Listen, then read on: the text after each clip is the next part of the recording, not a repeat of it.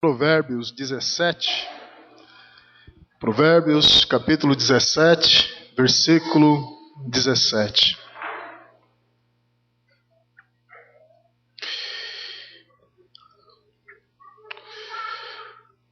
Amém? Uma vez encontrado o texto da palavra, eu convido meus caros amigos e amigas a pôr-se em pé. Amém. Isso é sinal que eu tenho muitos amigos e amigas, porque se alguém não tivesse colocado-se em pé diante desse convite, onde eu enfatizei bem, caros amigos e amigas, é sinal que não eram meus amigos e minhas amigas. Mas como a igreja toda colocou-se em pé, ouçamos a palavra do Senhor que assim diz, Provérbios 17, 17. O amigo ama em todo tempo, e na adversidade se faz um irmão. NVI diz assim: o amigo ama em todos os momentos, é um irmão na adversidade. Você pode sentar-se, meu caro amigo, minha cara amiga. Eu quero partilhar nessa noite uma palavra sobre esta pessoa importante, este ser especial, sem o qual nós não podemos viver. Amigos, quem não tem um mais chegado lá do coração, quem não tem um lá da mais tenra infância que não sai da memória, quem não lembra daquele amigo da época da infância, da adolescência, aquele amigo do período de escola, quem não se recorda daquele amigo, daquela amiga que naquela hora mais difícil da sua vida, talvez faltou teu pai, a tua mãe, teu esposo, tua esposa, teu filho, tua filha, ou quem sabe até mesmo o teu pastor, mas esse amigo estava lá. Amigo, tão raro quanto um tesouro, mas tão precioso quanto qualquer joia que se possa encontrar. E Salomão, o homem que orou a Deus e pediu a Deus que lhe desse sabedoria para governar o povo de Deus com fidelidade. Salomão, sobre o qual a Bíblia diz que, devido a essa sabedoria que ele recebeu do Senhor, ele escreveu sobre todas as coisas. Ele pesquisou a respeito dos arganazes, insetos, coisas minúsculas.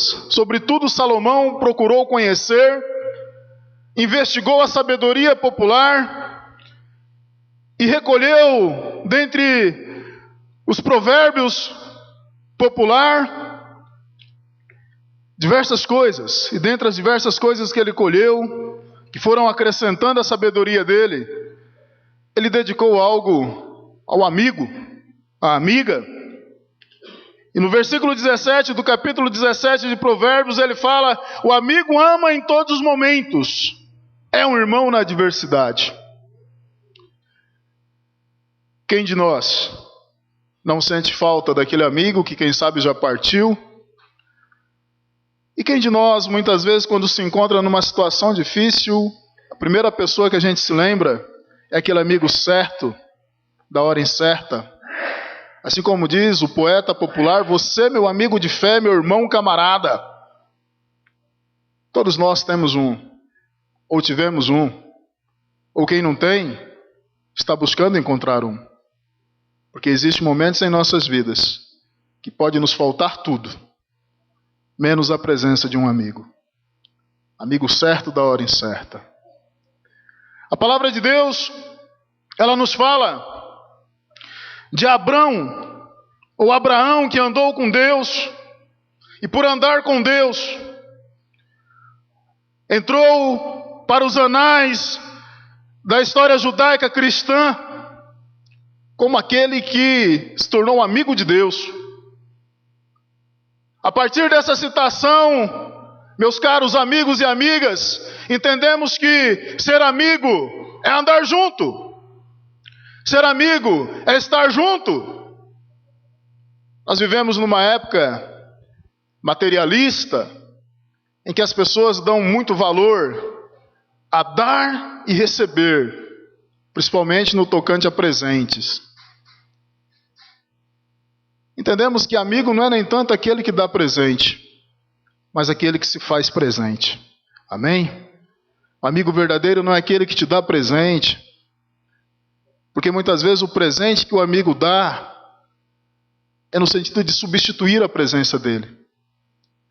É mais fácil dar um presente do que estar junto. É mais fácil mandar entregar um presente do que ir lá dar um abraço.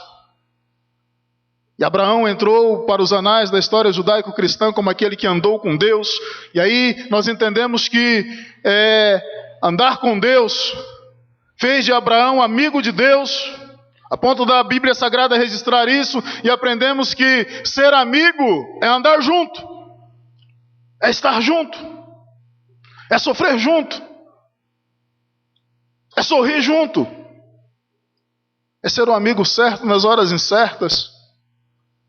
É ser aquela pessoa que muitas vezes, no meio da noite, quando não se consegue dormir, em meio aos problemas, às tormentas da vida, no meio de milhares de possibilidades, pessoas para as quais você podia ligar, a primeira pessoa que vem na sua cabeça é aquele amigo, aquela amiga. E você disca, e ainda que ele lá do outro lado, sonolento, não diga nada, você sente uma paz no coração, só por saber que do outro lado alguém está te ouvindo. Isto é amizade, amizade verdadeira. O amigo ama em todos os momentos, e quando a Bíblia fala em todos os momentos, ela não exclui momento nenhum.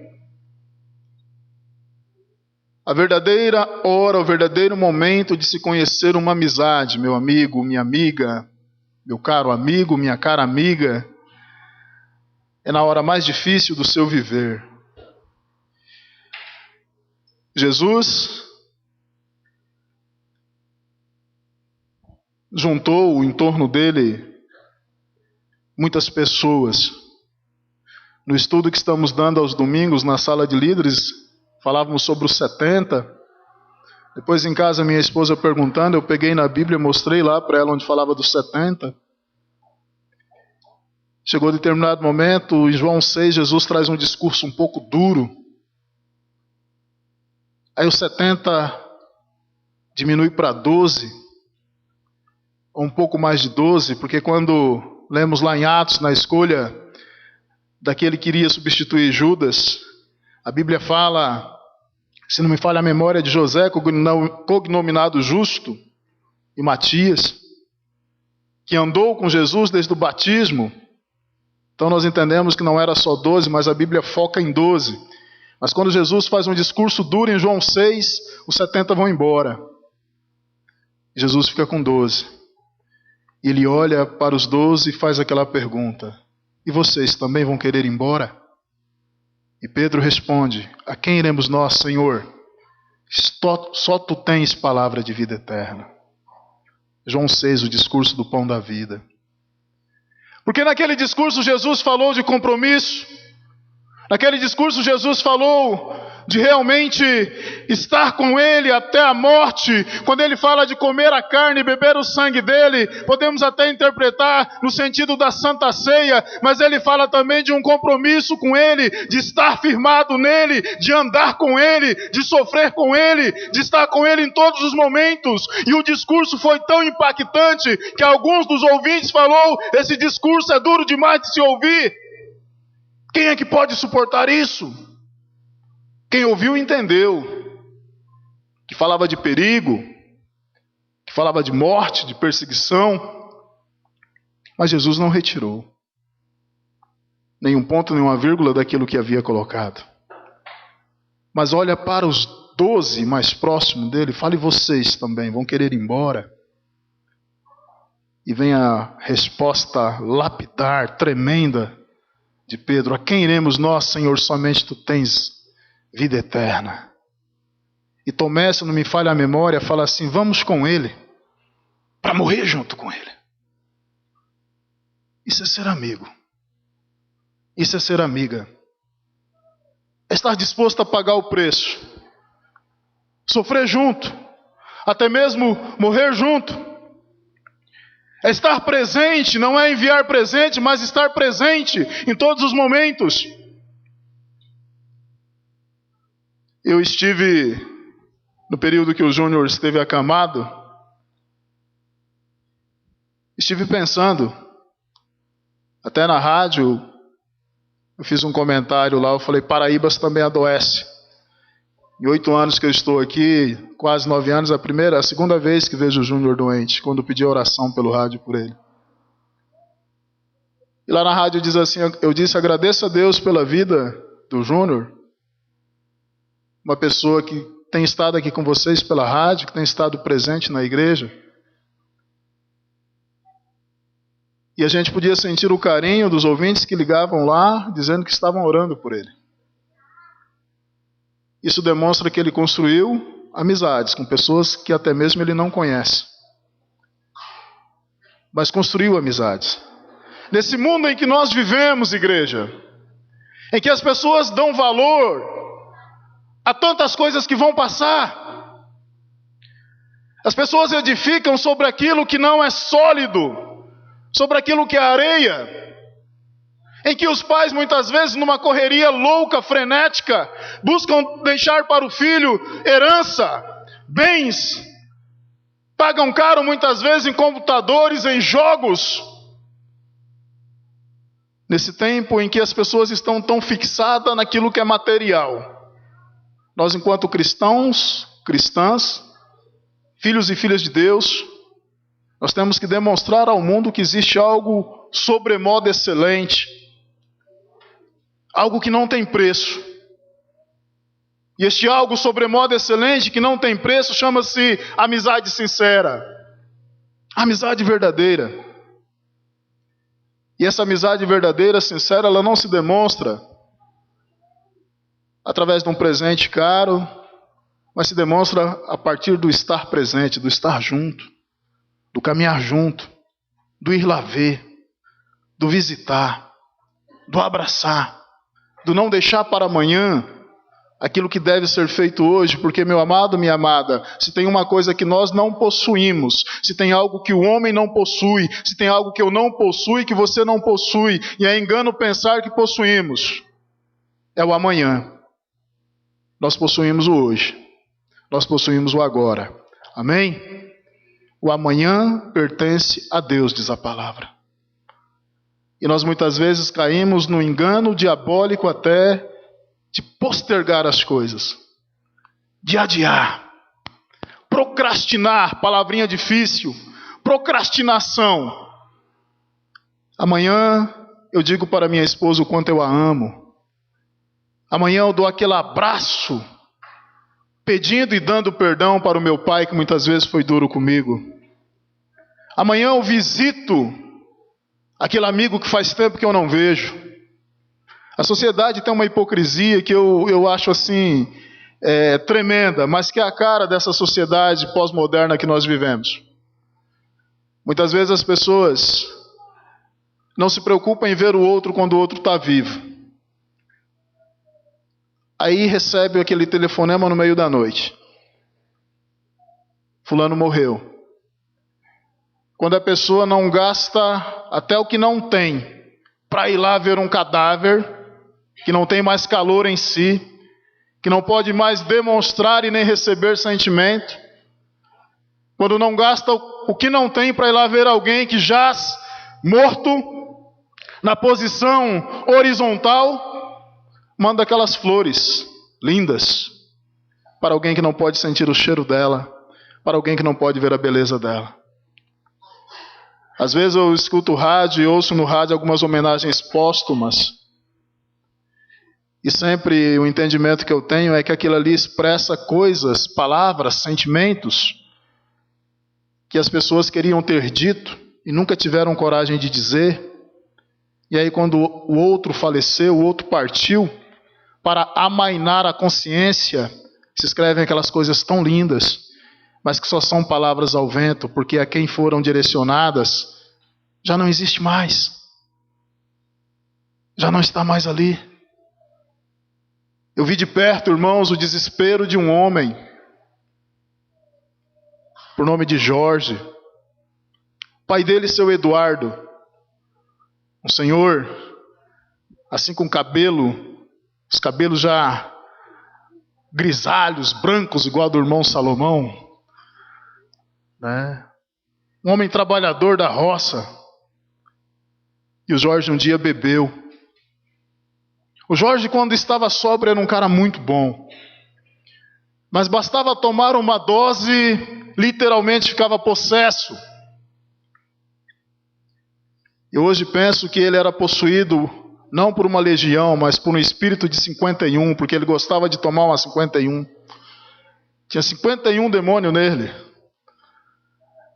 O Jorge, quando tomava uma dose, bastava uma dose, ele ficava violento. E numa dessas vezes, o seu Eduardo foi conversar com ele, porque ele estava falando alto demais com a senhora mãe dele, uma senhorinha que já tão idosa que era, ficava numa cadeira de rodas.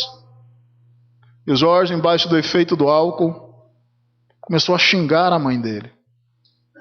E seu Eduardo se aproximou, quando falou para ele assim: filho, não faz assim com a sua mãe. Quanto a sua mãe sofreu para cuidar de você. E ele, embaixo do efeito do álcool, falou: seu velho, sai da minha frente. E empurrou. Quando ele empurrou, seu Eduardo caiu. Quando caiu, quebrou o braço e quebrou aqui também, acho que a clavícula. E seu Eduardo foi para o hospital, ficou no hospital. Quando saiu de lá já não era mais o mesmo. Já não conseguia nem trabalhar mais na chacarazinha dele. Entrou numa depressão, foi tomado por uma angústia e faleceu, morreu, de desgosto. O Jorge vivia ensaiando de chegar no pai e pedir perdão, mas nunca fez, ficou só no ensaio. Ele não fez igual o filho pródigo, em Lucas 15, que caiu em si, mas além de cair em si, deu o primeiro, o segundo, o terceiro passo, traçou uma caminhada e voltou para casa e disse para o pai que estava errado. Um dia, conversando com o Jorge disse assim: Zé, meu pai sempre foi meu melhor amigo. Foi o único amigo que eu tive. Alguém que me amava de verdade. Cresci aqui nessa chácara. O pai me levava nos ombros para a roça, desde pequeno. Dava hora do almoço, eu corria até a velha casa para pegar a comida e levar para ele. Eu fui crescendo, fui me distanciando do meu pai. Conheci outros amigos e comecei a achar meu pai careta, quadrado. Quase não conversava com ele porque achava que os papos dele não tinha nada a ver. Que eram meus amigos lá fora, que eram descolados, que entendiam da vida. Já não dizia para onde eu ia, nem que hora que eu ia chegar. Deixei meu pai de lado, meu melhor amigo, naquele dia embriagado. Eu fiz essa loucura e meu pai morreu. E eu queria pedir perdão para ele. E já não tem mais como fazer. Nesta época, minha irmã mais velha, Francisca, que ainda é católica romana, Francisca rezava o rosário, fazia novenas. E o Jorge, naquele desespero dele, chamava desde católicos, evangélicos, umbandistas, candomblecistas, chamavam para lá na casa dele orar, consultava todos os santos para tentar amainar o peso da consciência dele. E me recordo que uma vez dessas, minha irmã lá rezando, o Jorge de repente começou a entrar em desespero e caiu de joelho no chão e chorava feito criança e clamava: Pai, me perdoa, o Senhor foi o único amigo que eu tive, me perdoa. Desesperado. Mas o pai dele já tinha partido, o pai dele já tinha morrido. O Jorge ficou meio deslocado da mente, tinha as vezes que sumia. Quando ele sumia, o irmão dele, Aristides, já sabia o paradeiro dele. Ia lá no cemitério, o Jorge estava lá na sepultura do seu Eduardo, de joelho, pedindo perdão. Me perdoa, meu amigo, me perdoa. Ficou tão ruim da cabeça, se tornou alcoólatra, um dia se envolveu numa briga, levou umas 2 punhaladas no pé da barriga, morreu. Deixar para amanhã aquilo que se deve fazer hoje, principalmente no sentido de falar para as pessoas o quanto elas são importantes para nós, é o pior engano que o diabo tem usado nos dias de hoje. Conta-se que certa vez perguntaram para Satanás: qual que é o seu maior trunfo que você usa contra os seres humanos? O diabo sarcasticamente sorriu e disse assim: é fazê-los pensar que eles têm todo o tempo da vida, fazê-los pensar que eles têm o amanhã. E a própria Bíblia nos diz que o amanhã pertence a Deus. E nós vamos nos enredando e assim vamos agindo. Abra sua Bíblia em 2 Coríntios 7:6. Nós precisamos de amigos. Existem momentos em nossas vidas, meus caros amigos e amigas, que nem Deus basta. E Ele sabe disso. Ele sabe disso. Deus sabe que nós, enquanto pessoas humanas, por mais que Deus seja maravilhoso e Ele é maravilhoso, por mais que Deus seja todo poder e Ele é todo poder, nós necessitamos do outro, nós necessitamos do próximo, necessitamos de pessoas iguais a nós, necessitamos de pessoas que sintam o mesmo sentir nosso. E Paulo fala a respeito disso. 2 Coríntios 7, versículo 5 em diante, assim diz: pois quando chegamos à Macedônia, não tivemos nenhum descanso, mas fomos atribulados de toda forma, conflitos externos, temores internos.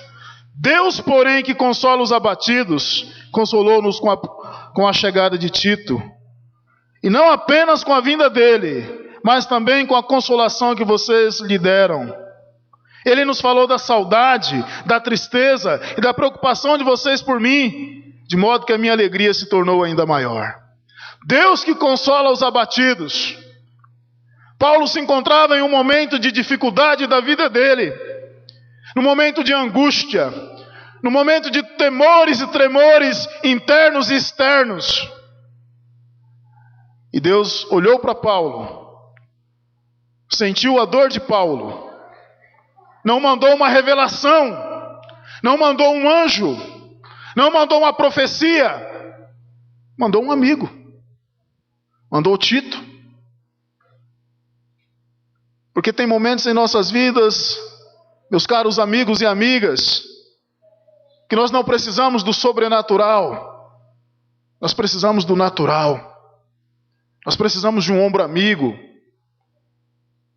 nós precisamos de um ouvido, precisamos muitas vezes nem tanto de alguém para nos falar algo, mas simplesmente nos ouvir. E Paulo estava vivendo um momento desse. E Deus, que consola os abatidos, como ele mesmo diz, mandou Tito. Tito, amigo de Paulo.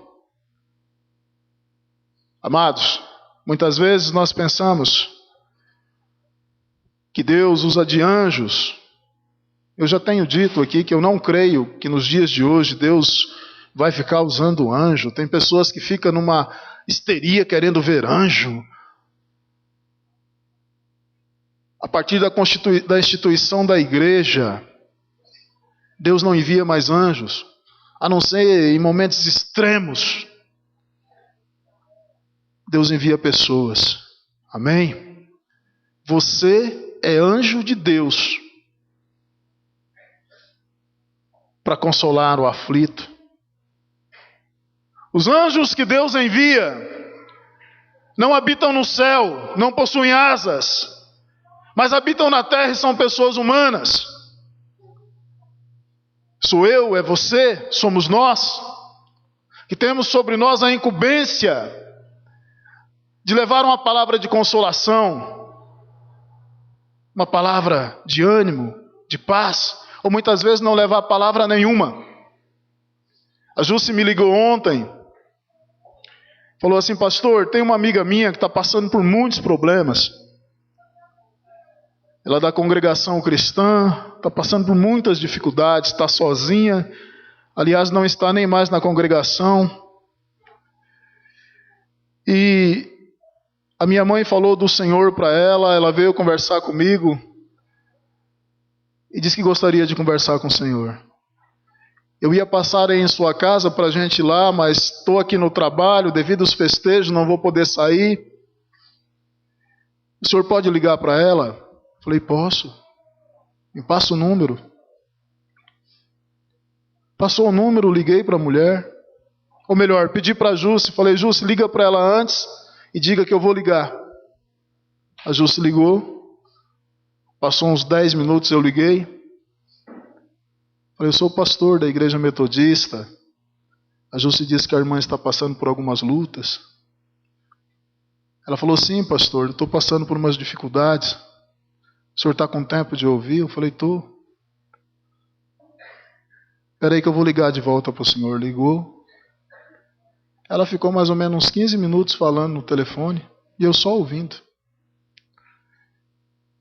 Depois, eu falei para ela assim, irmã, eu quero dizer para você que todo esse problema que você está passando não é nada diante do poder de Deus. Que Deus a ama muito e que você vai vencer essas dificuldades. Você vai vencer essas lutas. Mas eu não quero dizer isso por telefone. Eu quero dizer isso pessoalmente para você. Que dia que você pode me receber? A mulher falou assim, pastor, só do senhor falar isso, eu já estou me sentindo melhor. Já recuperei a esperança que eu vou vencer essa luta que eu estou passando. E a visita ficou marcada para terça-feira.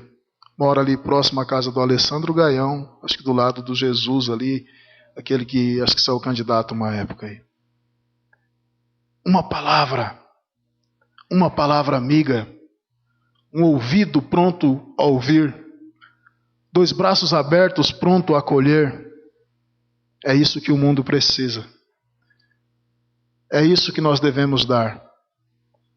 Ser amigo das pessoas. Mas a Bíblia nos fala que existe um verdadeiro amigo, que a amizade dele sobressai a todas as amizades, porque esse sim é o amigo certo da hora incerta. Meus caros amigos e amigas, sou amigo de vocês e sei que vocês também são amigos meus, mas existe momento que pela minha limitação e pela limitação de vocês, muitas vezes diante de um telefonema, eu por ser limitado não poderei atendê-lo. Ou diante da sua dificuldade, do seu problema, pela minha limitação humana, muitas vezes não terei resposta. Mas a Bíblia fala de um amigo certo das horas incertas, o qual possui todo o poder, o qual pode todas as coisas, e o qual está disposto a nos ouvir em todo momento. Esse amigo chama-se Jesus Cristo. Jesus Cristo. Com esse não tem parada errada. Com esse não tem dificuldade.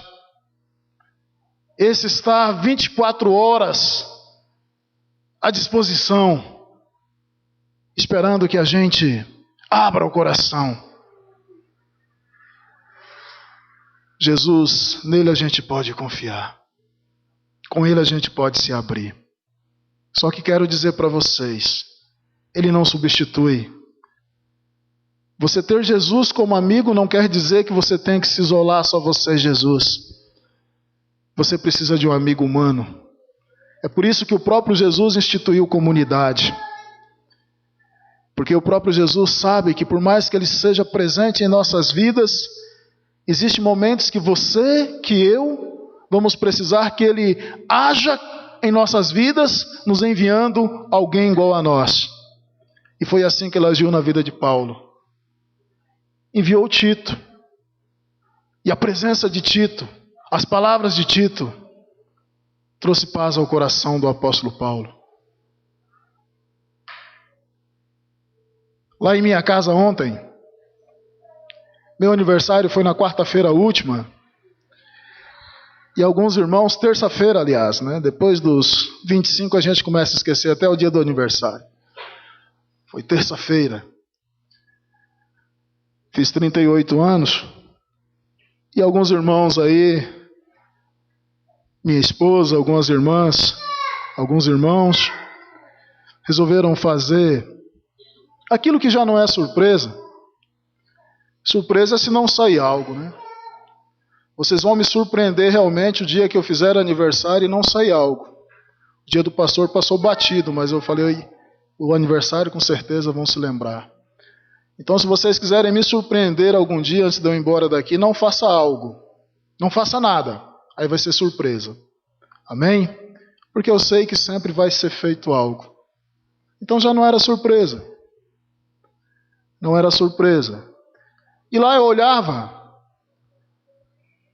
as pessoas que estavam lá, os amigos, as amigas, os mais antigos, os mais novos.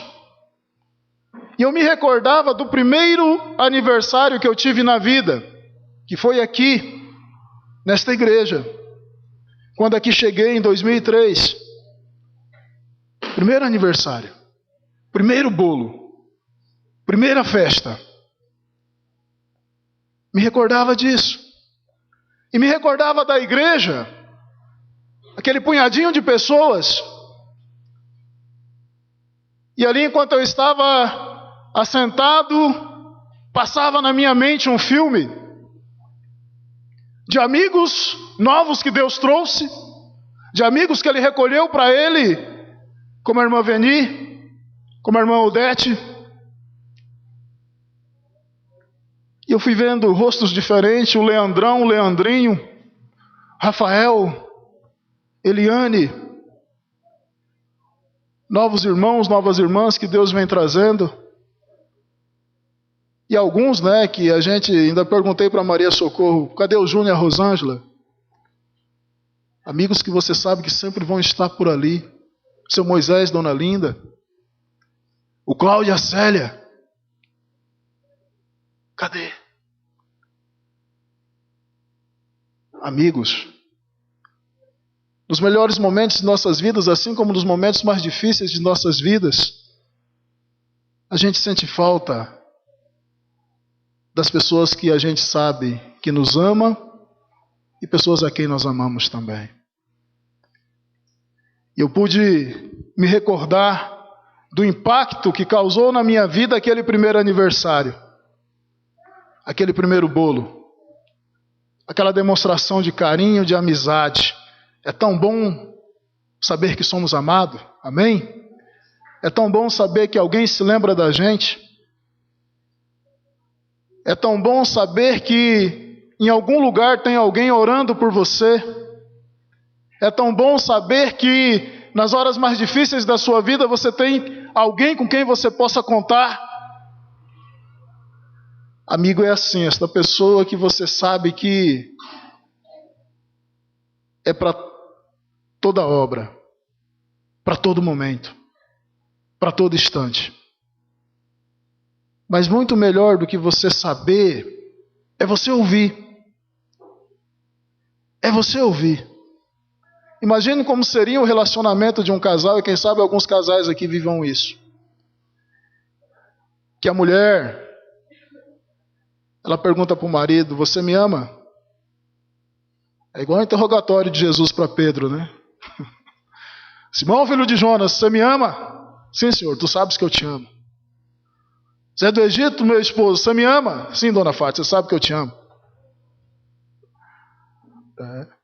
Mas não basta saber. Quem é amado quer ouvir. Amém? Não basta você ter sentimento aí pelo seu amigo, pela sua esposa, por seu filho e guardar para você. Você tem que verbalizar. E muito mais do que verbalizar, você tem que demonstrar em atos concretos. Amém? Amém? Não basta dizer, porque dizer é muito fácil. E tem muitas pessoas que vivem dizendo, eu te amo. Vive verbalizando o amor. Mas na concretude da vida, esse amor não se manifesta. Esse amor não acontece. Meus irmãos, minhas irmãs, assim como o Júnior disse, nós não devemos esperar que aconteça o pior. Que aconteça o pior para a gente demonstrar para as pessoas o quanto elas são importantes para a gente. Quantos aqui conhecem o pastor Faustino? Levanta a mão aí. Pastor Faustino, hoje pastor da Metodista Renovada em Dourados. Foi o pastor que batizou o Júnior, o pastor que me batizou também. E eu tinha ouvido falar que o pastor Faustino estava doente. Mas eu sei que o Faustino tem um problema cardíaco desde que eu fui ovelha dele. Então pensei que deveria ser mais um dos problemas cardíacos. E até comentei com o Júnior e com o Antônio Carlos, o irmão dele, mas não dei assim muita importância ao assunto. Pensei um dia que eu fui em Dourados, vou lá ver o pastor. Faleceu o irmão Domício. Eu fui para lá em Dourados, passei a noite lá no velório junto com o pastor Davi. Em determinado momento eu fui no salão lá do fundo tomar água. Quando venho vindo, como uma distância como daqui, lá do outro lado da rua, eu vejo uma pessoa, cabelos brancos, apoiada assim no ombro de outro, andando com muita dificuldade, os passos assim lentos. E eu fui andando em direção, quando cheguei mais perto, fui conhecendo o rosto, eu falei, meu Deus do céu, não pode ser o pastor. Corri lá e abracei ele, e ele com voz cansada, com dificuldade, falava, Zé do Egito, que bom te ver aqui. Aí que eu fui conversar com os irmãos falaram assim, ele teve um derrame, está muito doente, agora que ele está melhor. Ele tentava falar, mas não conseguia.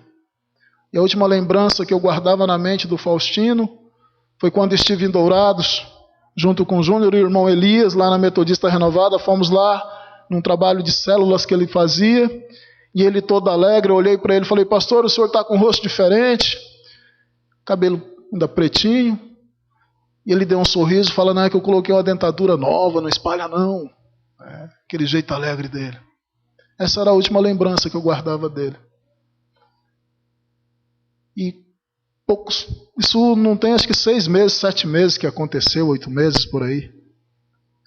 De repente um derrame vem, o rosto inchado, está ruim da memória, anda apoiado no ombro da irmã Antônia. Liguei para o Júnior e falei, Júnior, vai ver o pastor Faustino. Não adie, porque sabe lá se dá tempo.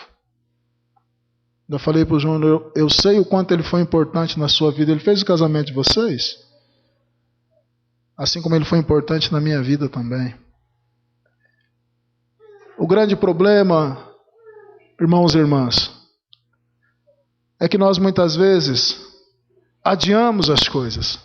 Achamos que temos todo o tempo do mundo, todo o amanhã, e deixamos de falar para as pessoas o quanto elas são importantes para nós. Muitas vezes sabemos até que temos que pedir perdão, porque machucamos, porque magoamos, porque ferimos, porque fizemos ou deixamos de fazer algo. Assim como o Jorge, da triste história que eu contei, existe nos bancos das igrejas cristãs evangélicas também, pessoas que carregam fardos, porque deixaram passar a oportunidade de dizer para pessoas amadas o quanto elas eram importantes, porque se deixaram vencer pelo orgulho. O diabo falou mais alto e foi se adiando. Aquele pedido de perdão que deveria ter sido feito hoje foi jogado para amanhã, e de amanhã para depois de amanhã, e assim foi até que o dia a pessoa partiu. e já não tem mais possibilidade de se fazer. Nós vamos viver de forma mais harmoniosa, de forma mais amorosa, quando nós compreendemos que a única coisa que o homem tem é o agora. O amanhã pertence a Deus. E nós não sabemos se amanhã poderemos dizer: eu te amo, me perdoa, eu estava errado, você é importante para mim. Eu vim aqui tão somente para bater um papo contigo, vim aqui só para tomar um tereré com você. Não vim aqui dessa vez pedir oração ou nada, eu vim aqui só para estar junto com você. Eu quero estar junto com você. Sua presença é o meu diálogo. A gente precisa entender isso. A gente precisa compreender isso. Que pessoas passam, assim como o tempo passa. Que é loucura fazermos planos prolongados para o amanhã, pois o amanhã não nos pertence, mas o agora Deus nos deu. E nesse agora nós temos que vivê-lo de forma intensa, valorizando as pessoas que nós temos ao nosso lado. Nos amando. E dizendo isso. Visitando. Estando junto. Quando a minha mãe faleceu, eu senti, obviamente, e muito. Mas não senti tanto quanto o meu irmão, o João Batista. Porque o João Batista sempre foi ausente. Eu mesmo, depois de casado, somente quando morava perto, finalzinho do dia, todo dia era certo ir lá na casa da Dona Teresa tomar um café e bater um papo com ela. Todo dia. Aquilo era sagrado. O João, dia das mães, não aparecia, dia Natal não aparecia. O dia que a mãe morreu, ele entrou em crise. Enquanto eu estava, apesar da minha dor, sereno, mas convicto que eu sempre fui presente, ele estava se corroendo de culpa por dentro. Porque ele tinha muita coisa para dizer e agora já não tinha mais tempo. Deus tinha recolhido Dona Teresa para a eternidade. E o João até hoje carrega algumas culpas dentro dele. Todos nós vamos passar. Eu passarei. Nós passaremos. Todos nós vamos passar. E é importante ter essa concepção, porque quando compreendemos isso, passamos a valorizar o presente, valorizar as pessoas, principalmente os verdadeiros amigos, e construir novos amigos, fazer novos amigos, abraçar os amigos, estar junto com os amigos. Precisamos compreender isso e encarnar a verdadeira amizade, muito mais do que ser irmão de igreja. Nós devemos ser amigos uns dos outros. Porque muito mais do que ter 12 discípulos, Jesus em determinado momento, lá em João 15, ele fala assim: já não vos chamo servos, porque o servo não sabe o que faz o seu senhor, mas vos chamo de amigos. Muito mais do que irmãos de igreja. Temos que ser amigos uns dos outros. Capaz de que se alguém chegar assim e falar assim: Thaisa, você conhece a Rosângela? A Thaisa poder falar nome, sobrenome, conhecer a Rosângela. Célia, você conhece a Maria Martins? Poder falar o nome, o sobrenome e algo mais da Maria Martins. Você conhece o Elias? Conhece o Rafael? Que irmandade é essa, onde muitas vezes não se sabe nem o sobrenome do irmão? Que família é essa? A Bíblia diz que nós somos a grande família de Deus. Amém? Se somos a grande família de Deus, somos uma grande irmandade. Como é que eu posso não conhecer nada a respeito do meu irmão? Como é que eu posso não saber sequer o nome, o sobrenome dele? E tem alguns que ainda às vezes acham assim: não, irmão, eu soube que você estava doente. Eu não pude ir lá não, viu? Mas eu fiquei orando por você lá. Isso é muito espiritual, isso é muito piedoso, mas muitas vezes esconde por trás dessa falsa espiritualidade, dessa falsa piedade, a coragem de ir lá onde estava a pessoa e dizer: meu irmão, eu abri mão da programação que eu tinha hoje. Eu hoje saí só para vir aqui para estar com você. Muitas vezes tem pessoas que se escondem atrás dessa desculpa. Eu estou orando por você. Eu fiquei orando por você. Não fui lá não, mas orei, viu? Às vezes nem orou nada. É uma muleta. Amizade é presença. Abraão andou com Deus e foi chamado amigo de Deus porque ele andou junto. Amizade implica em relacionamento, e relacionamento não se mantém à distância. Relacionamento implica estar junto, na alegria, na tristeza, tal qual o casamento. Qualquer dificuldade, estar juntos. Amizade implica em caminhar juntos. E o verdadeiro amigo, irmãos, aqui estou partindo para o encerramento. O verdadeiro amigo é aquele que, apesar de saber tudo a seu respeito, e quando eu digo tudo, inclui-se nesse tudo até as coisas ruins, ele continua sendo seu amigo. Amém? O verdadeiro amigo é aquele, apesar de saber dos seus defeitos, saber dos seus erros, dos seus pecados, dos seus erros mais grotescos, ele continua olhando para você do mesmo jeito que ele olhava antes de saber. Isso é amigo de verdade. Agora, aquela pessoa que quando sabe algo ao seu respeito, muitas vezes até sem saber se é verdade ou não, já muda a atitude contigo, nunca foi amigo. Porque Jesus é esse tipo de amigo, que sabe tudo ao nosso respeito. Tivemos um momento da contrição aqui, né? Quem sabe alguém, antes de vir para a igreja, cometeu um pecado seríssimo. Cometeu um pecado grave. Mas na hora da contrição, tocado pelo Espírito, confessou. E quando a gente confessa a Deus, que já tinha consciência do nosso pecado pela onisciência dele, toma conhecimento maior através da verbalização. Mas esse Jesus, que não nos chama mais de servo, mas sim de amigo, será que continua nos olhando diferente? Será, irmãos, que mesmo quando você se ajoelha e confessa o seu pecado, o olhar de Jesus para você é diferente de antes de você confessar? Obviamente que não. Ele continua olhando para você com o mesmo olhar de misericórdia.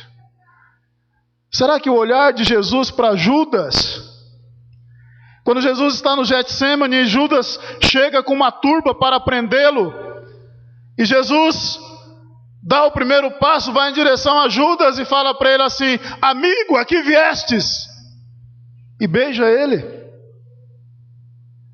Será que o olhar de Jesus, que sabia o que estava acontecendo, mudou? Não mudou, era o mesmo olhar de misericórdia, de graça. Porque amigo verdadeiro é aquele que, mesmo sabendo o pior a nosso respeito, ele continua sendo o nosso amigo. Continua nos amando, continua nos perdoando, continua nos aceitando, continua se propondo a caminhar junto. Aqueles que, quando conhecem uma falha nossa, um pecado nosso, uma fraqueza nossa, e muda a atitude, não chore se isso acontecer com você. Se algum dia alguém que você considerava amigo, de repente se afastar de você, não mais te visitar, não mais falar com você, e você indo conversar com ele e perguntar: por que você se afastou de mim? E a pessoa falar assim: olha, eu me afastei de você porque eu fiquei sabendo isso e isso de você. Não chore achando que você perdeu um amigo, porque na realidade ele nunca foi seu amigo. Porque se amigo fosse, teria permanecido contigo. É assim que Jesus faz conosco. Ele sabe tudo a nosso respeito. Ele nos conhece, mas mesmo assim ele continua no mesmo lugar, no lugar de misericórdia, assentado à direita de Deus, para interceder por aqueles que caem. Porque Jesus é o amigo que jamais nos desampara, é o amigo certo na hora incerta.